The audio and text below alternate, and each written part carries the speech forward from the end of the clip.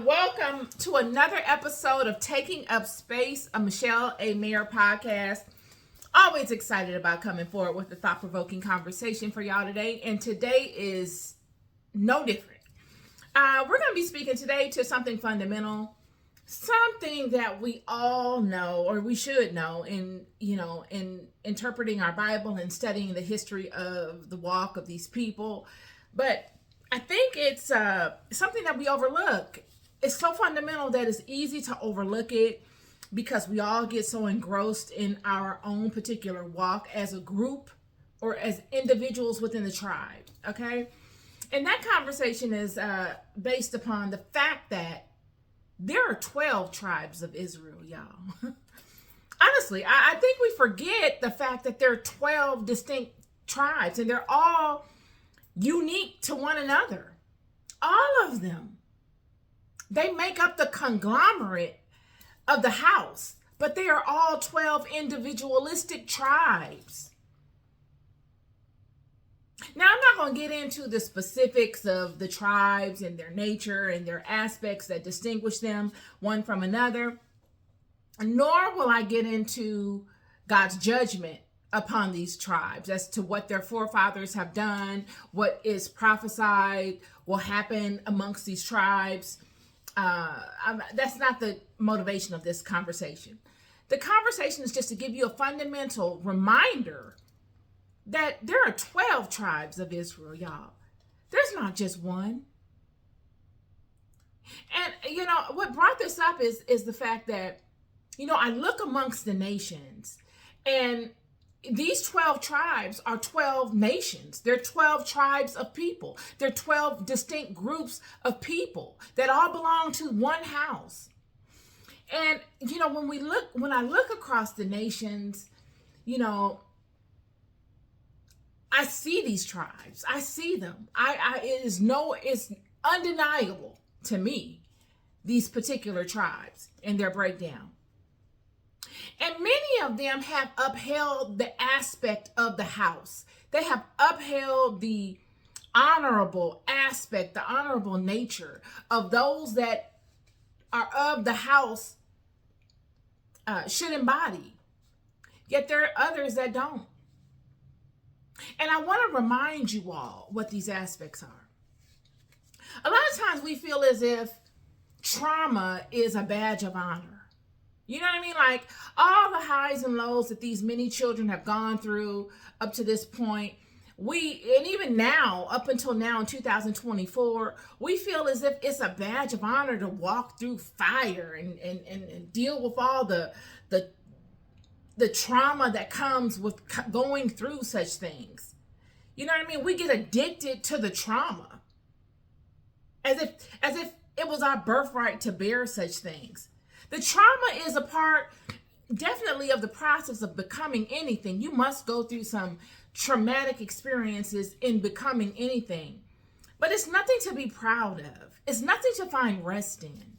It's nothing to say, oh, I haven't gone through enough trauma. I must not be trending well. I must not be strong. I must not be capable. No, friend, that's not it.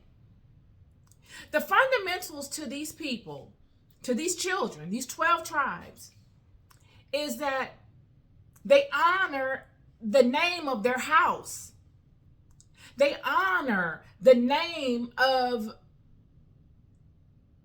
their particular tribe. And they protect one another.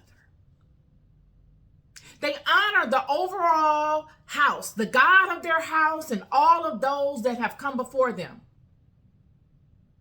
They honor their name, their particular name, their particular place in the lineage of all these great people that have come before them in their own particular tribe and in their house in general.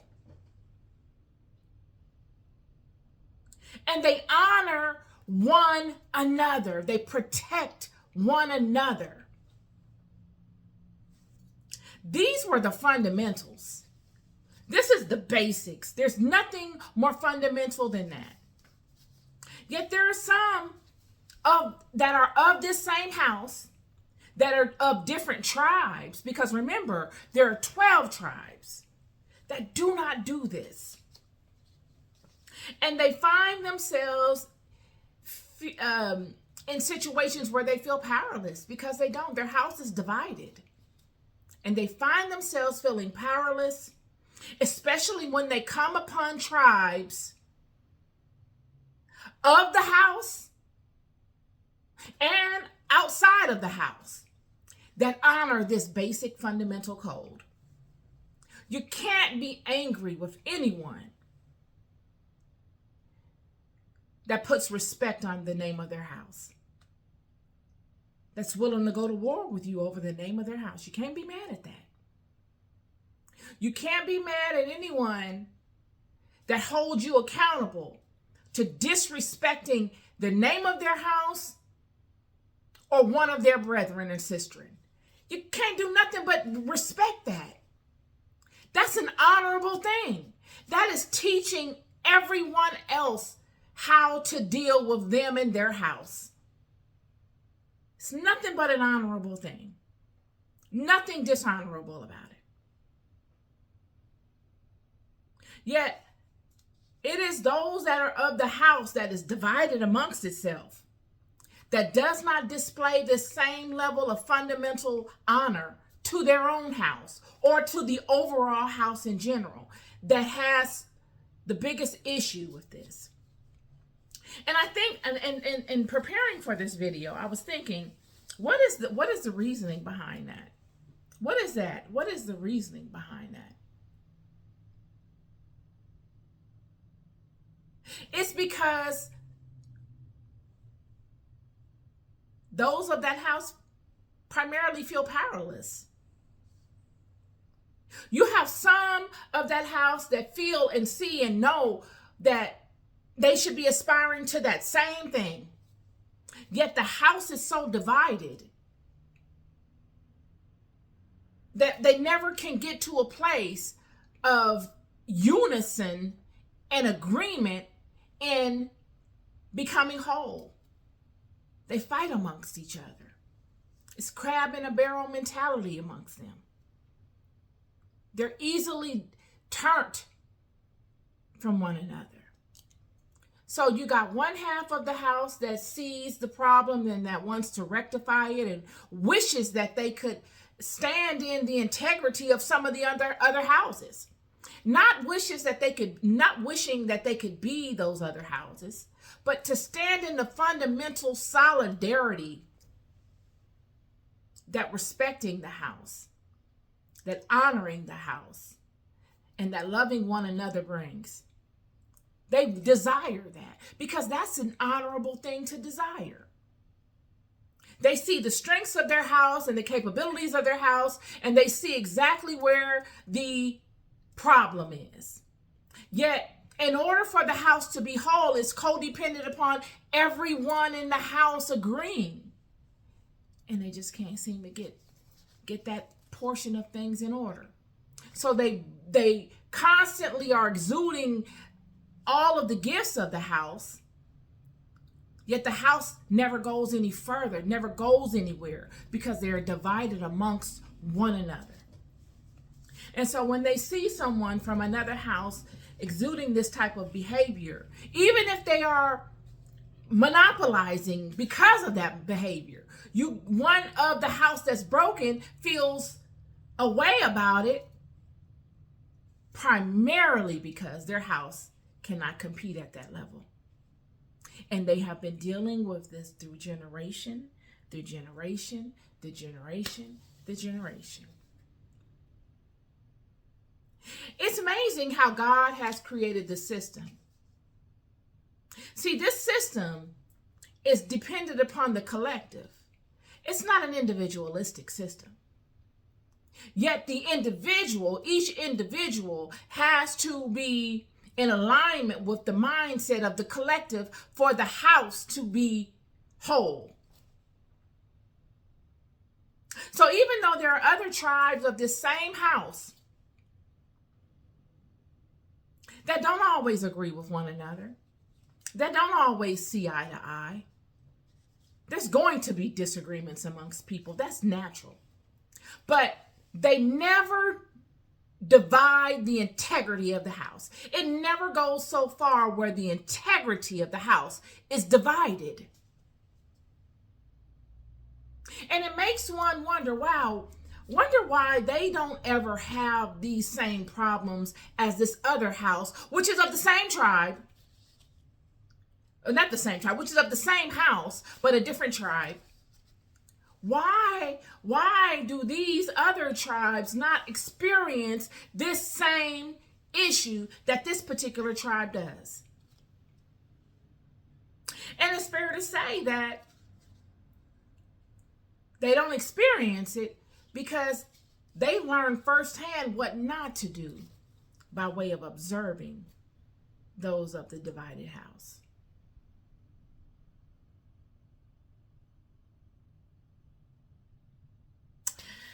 It was on my spirit today. It's been on my spirit. I did the video yesterday, but I didn't like the way it went, so I decided to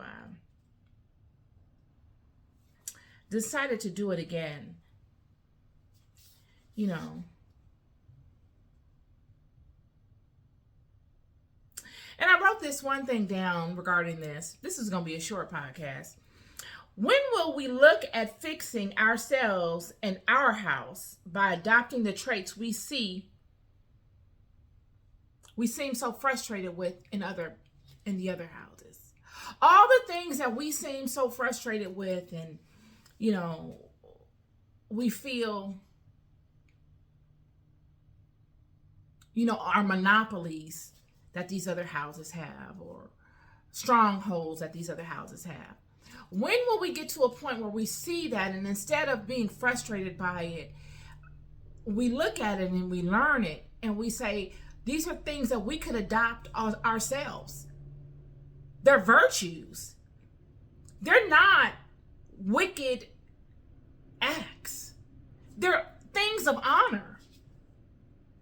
This is why God, when he led these children throughout the wilderness, he told Moses, Joshua, and all of the leaders, remind them of their history. Teach them the law. Show them all the miracles that I've done. I didn't do this stuff for nothing.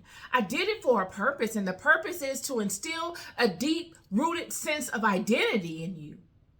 For you to never forget, you never feel as if you're blowing in the wind, so that the root can take hold deep, and you can withstand all of the winds of life. If you cannot respect your house, if you cannot get along with or create order within your house, you are just a leaf blowing in the wind. You will go no further. None. You'll constantly find yourself going around the same mountain, decade after decade. Find yourself generation after generation complaining about the same things. It does not mean it's unrealistic for a house to never have individuals that's in it that don't see eye to eye. It's the integrity of the hearts of all those individuals, and their love for their house, and their love for the history of their house, that allows them to show grace to one another and respect for one another, to overcome allowing the differences to separate and divide the house. I'm here to tell you, any of the nations, any of the tribes of Israel, if they were to get their houses in order, those that are not in order, if they ever were to get their houses in order, they will see a miraculous shift in their circumstances. It would be overnight. It would be overnight. The reason why I brought up the fact that there are 12 tribes is the fact that, like I said, these tribes, you go through life and you come in and you come out and you have all these people saying, well, I'm this and I'm that and I'm this and I'm that. And you forget. You focus so much in on that one group and what they're proclaiming and what they're saying. You got to remember, there were 12 tribes, friend. Jacob had 12 sons. all of the Abrahamic covenant, all nations under that all nations that are part of this group, this covenant, are blessed, meaning all those that are of this group are blessed. They all are heirs to the promise. All of them. We got to remember that. We must. God spoke this to me. It's been on my spirit. Remind them that there are 12 tribes. We must have forgot. I'm sounding like Roy Jones Jr. Roy Jones Jr. You must have forgot. It's 12 tribes, friend.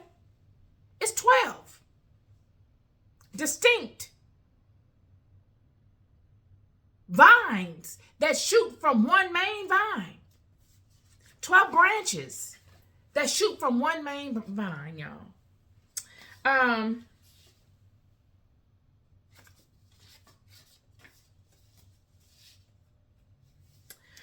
And then when looking at these other tribes, it's important to take note as to, like I said, how they come in and out of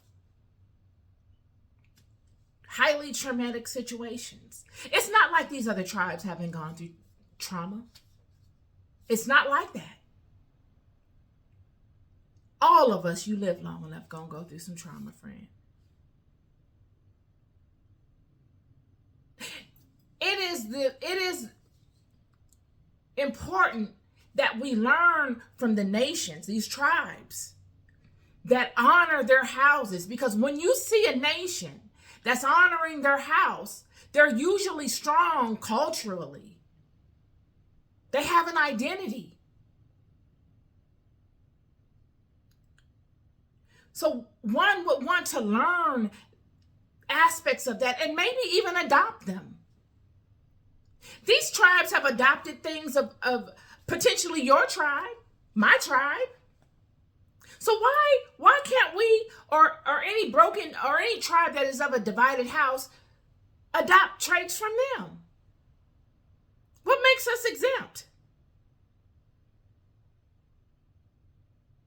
It's an honorable trait, and it's not unique to any particular tribe. So it's not like you're copying anyone. This is an honorable act that God himself, Mother, would approve. They would approve of it. And we must look at ourselves and ask ourselves, why do we struggle so much in that particular area? We talk a good talk, but why is it such a hard thing to adopt? Why is it so hard for you to lay down your sword or your gun or your pen against from harming someone from your own tribe? Why is that so hard? Because we will lay it down easily from harming someone of another tribe that we admire. Someone from another tribe that we admire and we look to and we say, we're say, darn, that's admirable as to how they handle themselves within their house. Yet when we interact with one another in our house, we have a hard time laying down that same form of weaponry. We got to look at these things. We will not do certain things to other people of other houses that we admire. Yet we will do them to those of our house. We will give others of other houses the benefit of the doubt off the top, just by the track record of those people in their house. Of all those people in their houses that have come before and you have seen throughout the nations and you've heard word of, you will give them the benefit of the doubt based upon that. But those of your own house, you won't. These are the things we need to look at. And we need to individually look at. Because at this level, it's an individual problem. Each one must look at this and say, why? All I have to do is change my mind. And that problem is solved. But the mind is the problem, friend. It's the programming that we are running in our own minds that is the problem. And it's hard to shift it because it's been programmed so deeply in our minds. So much so that it affects us on levels that we don't even recognize.